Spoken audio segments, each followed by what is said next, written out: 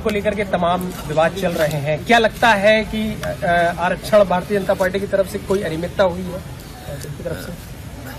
Bharatiya Janata party जब से सरकार में आई है उनका एक एक फैसला देख लें अगर आप, उसमें आरक्षण के साथ खिलवाड़ हुई है और आरक्षण की जो मूल भावना थी उसके खिलाफ लगातार भारतीय जनता पार्टी काम कर रही है।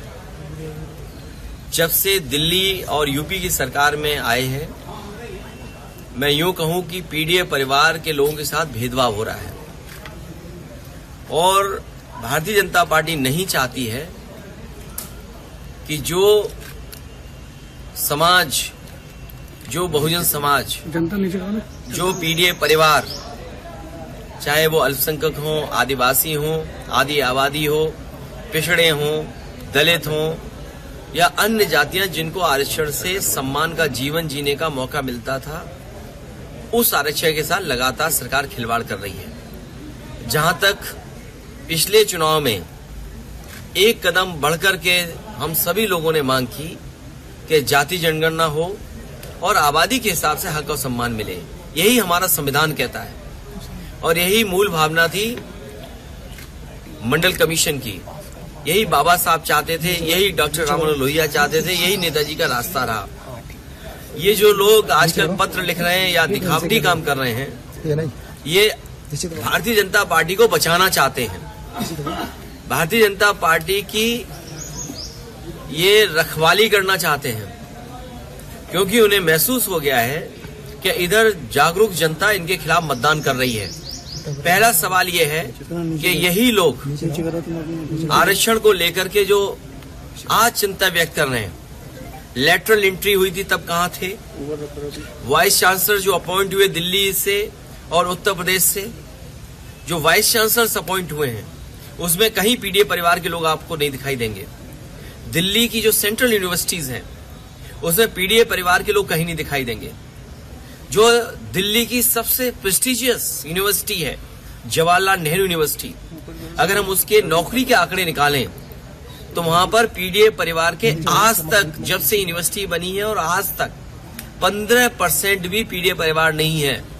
और यही हालत बीएचयू यूनिवर्सिटी की है जहां से प्रधानमंत्री चुन करके जाते हैं। तो अगर हम ये दो यूनिवर्सिटी का देख लें और वाइस चांसलर का अपॉइंटमेंट देख लें और वाइस चांसलर ने जिनको नौकरी दी है उनके हम आंकड़े देख लें तो आप पाएंगे कि इस सरकार में आरक्षण के साथ खिलवाड़ हुई है। आरक्षण की मूल भावना से ये अलग हुए हैं, ये आरक्षण के पक्ष में नहीं है।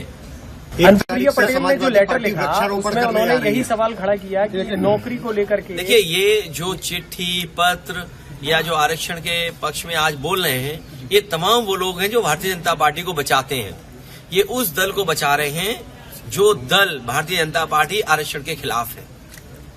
सर, क्रिकेट में आपकी दिलचस्पी है, कल वर्ल्ड कप जीता है टीम इंडिया ने, क्या कुछ कहेंगे? मैं इंडिया की जीत के लिए बधाई देता हूं और पूरे देश के लोग इंडिया की जीत पर खुशी मना रहे हैं।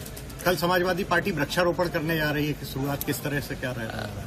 मैं कार्यकर्ताओं को बधाई देता हूं जहां वो एक कार्यक्रम चला रहे हैं जहां वो पेड़ लगाएंगे और कह तो रहे हैं कि पीडीए पेड़ लगाएंगे। बरगद का पेड़, पीपल का पेड़, ये ऐसे पेड़ हैं जिनकी जड़ें बहुत मजबूत होती हैं। तो हमें उम्मीद है कि जहां पेड़ लगा रहे हैं वहीं समाजवादी विचारधारा को भी बहुत मजबूत बनाएंगे। सर, जिस तरह से उपचुनाव होने हैं, क्या लगता है कि गठबंधन से होगा या आप अकेले? देखिए ये फैसला अभी का नहीं है, बाद का होगा। अभी तो तारीख ही नहीं पता है कि चुनाव कब होगा। इसमें बीजेपी को घबराने की जरूरत नहीं है, बीजेपी हारने जा रही है। सर, सदन में आप बैठ रहे हैं, सदन शुरू हो गया है, पिछले मुकाबले किस तरीके के अंतर अब आप देख रहे हैं? बीजेपी की क्या स्थिति? याद होगा आपको जब उत्तर प्रदेश का चुनाव था तो हम याद दिलाते थे कि 60 लाख बच्चों के परिवारों के साथ खिलवाड़ हुई थी, उनके भविष्य के साथ खिलवाड़ हुई और उसका गणित भी बताते थे कि अगर उस परिवार के सदस्यों को केवल हम माँ बाप को जोड़ दें तो 3 गुना 60 लाख, 1 करोड़ 80 लाख परिवार या लोग ऐसे थे या वोट जो प्रभावित थे सीधे सीधे। अभी जो नीट का एग्जाम हुआ है, कम से कम नीट का एग्जाम तो नीट एंड क्लीन हो, क्योंकि वो भविष्य के हमारे डॉक्टर बनने जा रहे हैं। भविष्य में हमारा स्वास्थ्य कैसे बेहतर रहेगा उसकी जिम्मेदारी उनके कंधे पर होगी। ये बीजेपी के लोग अभी से नहीं, इनका पुराना इतिहास उठा करके देख लो। ये जितने भी एग्जाम होते हैं सबसे ज्यादा खिलवाड़ ये करते हैं, खिलवाड़ खुद करते हैं, उंगली दूसरों पे उठाते हैं। जैसे ये आरक्षण की जो चिट्ठी आ गई, आखिरकार कौन है जिम्मेदार इसके लिए? बीजेपी खुद जिम्मेदार है। तो जब अपॉइंटमेंट्स हो रहे थे, ये तमाम चिट्ठी लिखने वाले कहाँ थे? तो सर सदन में डिप्टी स्पीकर पद के लिए क्या आपकी पार्टी कोई देखिए, जो अन्य दलों का फैसला होगा, और अन्य दल अगर चाहते हैं कोई इस तरह का, और ये बात पहले भी कही गई कि डिप्टी स्पीकर विपक्ष को मिलना चाहिए, डिप्टी स्पीकर विपक्ष का हो। सर, लगभग 4 महीने बाद मोदी के मन की बात आज फिर से कार्यक्रम शुरू हुआ, 111वां संस्करण है। मैंने तो सुना नहीं। सर, पीडीए से क्या लग रहा है आपको कि भाजपा की पीडीए से घबरा रही है? क्या किस तरह की रणनीति अब उनको बदलने के प्लान बना रहे हैं? पीडीए के साथ साथ बीजेपी भारत की जनता से घबरा रही है, क्योंकि भारत की जनता जागरूक हो गई है। आज पढ़े लिखे लोग हैं, जागरूक लोग हैं, समझदार लोग हैं, वो अपने अधिकारों को समझते हैं, और जो अधिकारों के साथ खिलवाड़ कर रहा है उनके खिलाफ वो खड़े हुए हैं। बीजेपी ने अभी तक 10 साल में सबसे ज्यादा खिलवाड़ किए उनके अधिकारों के साथ। इसीलिए बाबा साहब भीमराव अम्बेडकर जी, डॉक्टर राम मनोहर लोहिया और नेताजी का जो रास्ता है उसी पे चल करके हम लोगों को ये जीत मिली है। इस जीत के लिए उत्तर प्रदेश की जनता का मैं बहुत धन्यवाद देता हूँ। उत्तर प्रदेश की समझदार जनता, और वो जनता जिसने संविधान बचाने के लिए मतदान किया, हम उन्हें भरोसा दिलाते हैं कि संविधान पर कभी भी आँच आएगी तो समाजवादी लोग जनता के साथ खड़े दिखाई देंगे। सर, एनडीए सरकार के मंत्री ओम प्रकाश राजभर जी, उनके विधायक जो उनका नकल माफिया में नाम आ रहा है बेदीराम जी का। अच्छा, अब सरकार को सब पता है, अब कौन से सबूत सरकार को चाहिए? अब भी सरकार को सबूत चाहिए। तो सर, विपक्ष के लोग होंगे तो उनके बिना सबूत के, बिना जांच के कार्रवाई, लेकिन अब क्या सबूत चाहिए सरकार को? सोचिए आप, हर चीज है।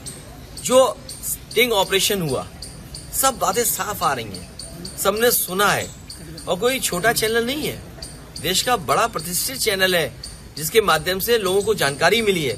अगर नीट के एग्जाम में इस तरह की खिलवाड़ होगी, या तमाम परीक्षाओं में जो खिलवाड़ हो रही है, अभी बच्चे आरओ वाले बैठे हैं, बताओ उनके साथ कितना बड़ा भेदभाव हुआ। वो अपना पूरा जीवन लगा देते हैं कि उन्हें नौकरी मिल जाए, और नौकरी इसलिए चाहते हैं क्योंकि उनका जीवन बनेगा उसके। ये उनके भविष्य जीवन के साथ खिलवाड़ कर रहे हैं। सर, उत्तर प्रदेश में नेता विपक्ष के लिए किसके नाम की चर्चा रहेगी? नहीं, कोई चैनल बनना चाहे तो बता दे। कल आपका जन्मदिन है, किस तरह से चीजें रहेंगी कल? देखिए, मैं जन्मदिन कभी मनाता नहीं, और मैं अपने कार्यकर्ताओं से कहूंगा कि सादगी के साथ मनाएं। आपको जन्मदिन की बहुत बहुत शुभकामनाएं। मैं अपने प्रेस के साथियों का धन्यवाद देता हूँ।